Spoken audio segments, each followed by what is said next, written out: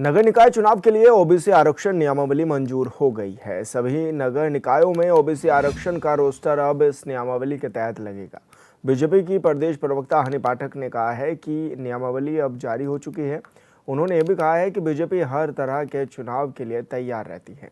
साथ ही उन्होंने ये भी दावा किया कि जैसे ही निकाय चुनाव की तारीख फाइनल हो जाएगी, बीजेपी के कार्यकर्ता पूरे जोरों शोरों से निकाय चुनाव की तैयारियों में जुट जाएंगे।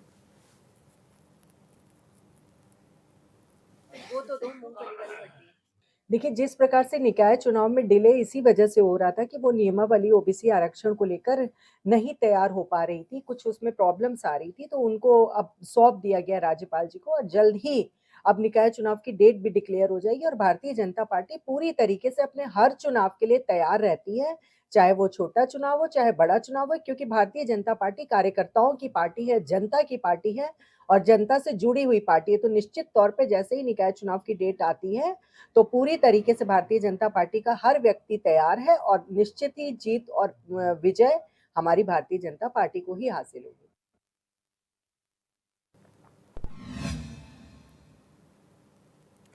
गदरपुर में बीजेपी नेता राजीव पपनेजा के आवास पर विधायक अरविंद पांडे ने प्रेस कॉन्फ्रेंस की है। अरविंद पांडे ने कहा है कि खेल मंत्री रहते हुए उन्होंने अनेक विकास कार्य किए हैं और कुछ स्टेडियम का निर्माण उन्होंने करवा दिया था। कुछ का काम चल रहा था, जिसमें स्केनिया के कबड्डी का छात्रावास भी शामिल है, जहां गुणवत्ताहीन निर्माण हो रहा था, जिसकी शिकायत उन्होंने मुख्यमंत्री, खेल मंत्री और खेल सचिव और अन्य विभागों को पत्र के माध्यम से की थी, जिसका शुभारंभ आज खेल मंत्री रेखा आर्या ने किया है। जंग लड़े जितने हमारे इंटर कॉलेज हैं, हाई स्कूल हैं। नहीं, मुझे अभी पता लगा है कि सकेनिया में जो इंडोर स्टेडियम, आउटडोर स्टेडियम और कबड्डी का एक हॉस्टल, ये 3 चीज़ें उस समय बनाई गई और एक स्टेडियम का आज उद्घाटन है। मैं इसकी शुभकामना देता हूँ और मैं भगवान से प्रार्थना करता हूँ कि जिस उम्मीद से, जिस उद्देश्य से इस स्टेडियम का निर्माण किया गया, भगवान उसमें 100% सफलता दे, हमारे बच्चे को इसके अंदर योग्यता प्रदान करें ताकि हमारे बच्चे खेल कूद कर आगे बढ़ें। हम शुभकामना देते हैं। रही बात वहाँ बुलाने की, तो मेरे पास कोई ऐसी किसी अधिकारी द्वारा ना मुझे फ़ोन आया, ना मुझे कोई सूचना दी गई, लेकिन वो कोई ख़ास बात नहीं है। विभागीय मंत्री जी हैं, उद्घाटन वो करने आई हैं, उनका स्वागत है और इसमें कोई दिक्कत नहीं है। ठीक है, बढ़िया। जिला पंचायत अध्यक्षों को प्रशासक नियुक्त किए जाने के बाद अब प्रदेश सरकार ने ग्राम प्रधानों और ब्लॉक प्रमुखों को भी प्रशासक नियुक्त किए जाने को लेकर आदेश जारी कर दिया है, जिसको लेकर जहां एक और ग्राम प्रधान और प्रमुख खुश नजर आ रहे हैं। इसी क्रम में आज विकासनगर अंतर्गत कालसी विकासखंड में सरकार के इस फैसले को सराहनीय कदम बताते हुए बीजेपी पृष्ठभूमि के ग्राम प्रधानों और ब्लॉक प्रमुखों ने एक दूसरे का स्वागत कर एक दूसरे को बधाई दी और कहा है कि प्रदेश की बीजेपी सरकार के मुखिया पुष्कर सिंह धामी और मंत्री सतपाल महाराज द्वारा त्रिस्तरीय पंचायत के लिए एक ऐतिहासिक फैसला लिया गया है, जो कि मील का पत्थर साबित होगा।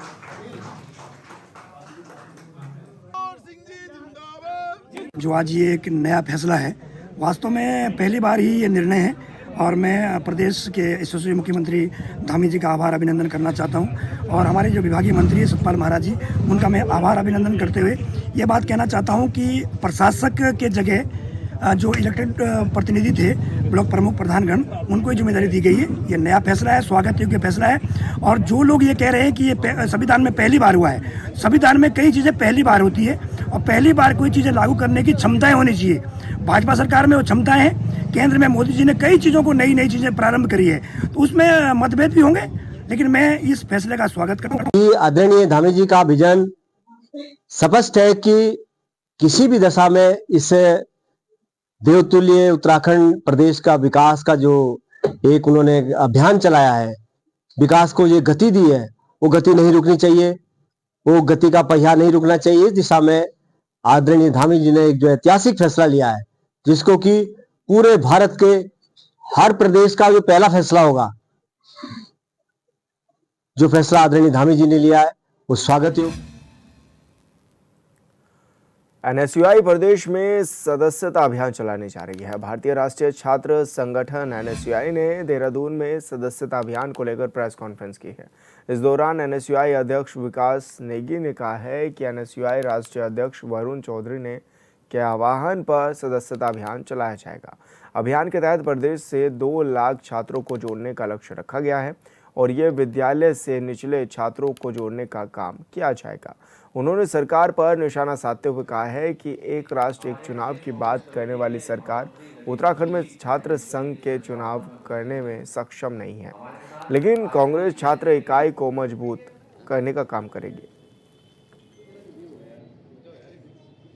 हमारे प्रदेश कांग्रेस कमेटी के देखिए क्राइटेरिया ये है कि हम जो 16 साल से ऊपर के जो छात्र हैं उन लोगों को 16 साल से लेकर और जो 27 साल तक के क्राइटेरिया जो एनएसयूआई का है उस एज क्राइटेरिया में हम छात्रों को जोड़ेंगे।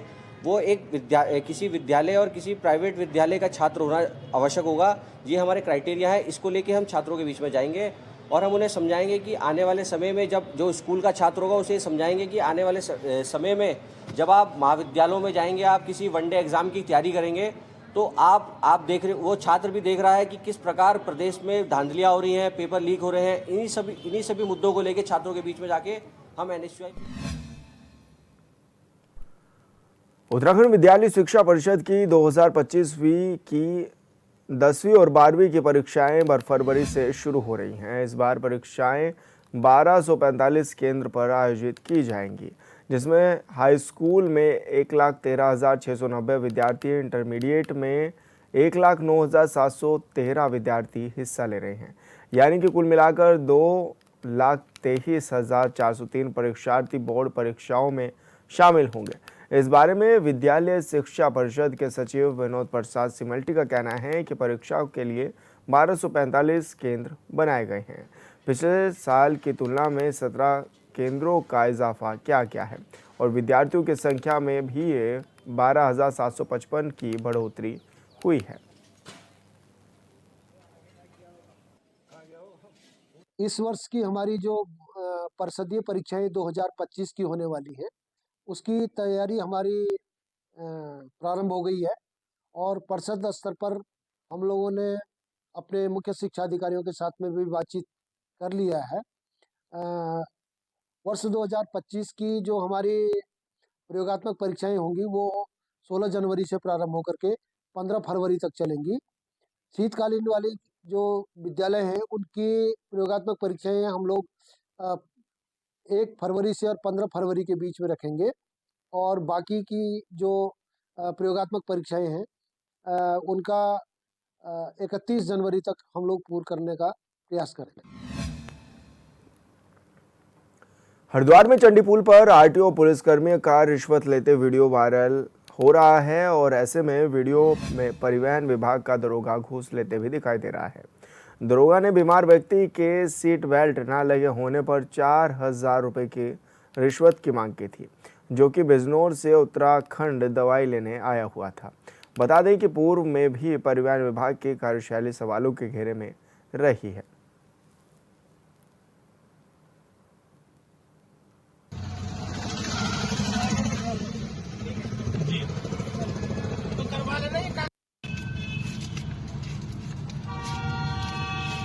ये 3 है 4 बोले सर। तो सर प्लीज सर, मैं किसी की डेथ उठाने जा रहा है sir, please sir please sir, मैं 2 हैं 2 सर।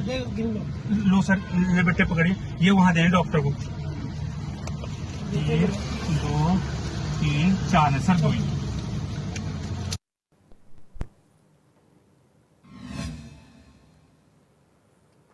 उत्तराखंड राज्य विधिक सेवा प्राधिकरण नैनीताल के निर्देशों के क्रम में राजकीय इंटर कॉलेज लक्ष्मण झूला में जागरूकता शिविर का आयोजन किया जा रहा है।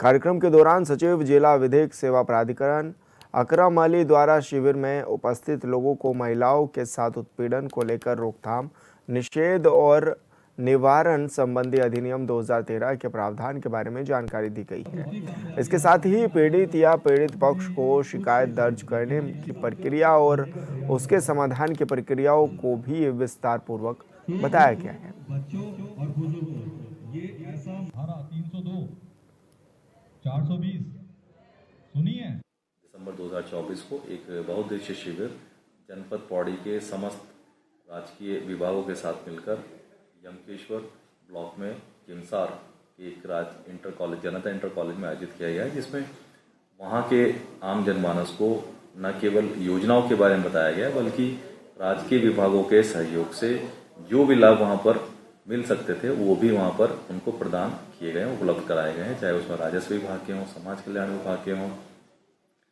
स्वास्थ्य विभाग के हों, बिजली विभाग के हों, जल संस्थान के हों और ऐसे कई स्वयं सहायता समूह जो कि राज्य की जन कल्याणकारी योजनाओं का लाभ पहुंचाने के लिए अपना कार्य कर रहे हैं, प्रयास कर रहे हैं। उनके माध्यम से भी आम जनता को लाभ पहुंचाने का भरपूर प्रयास किया गया है।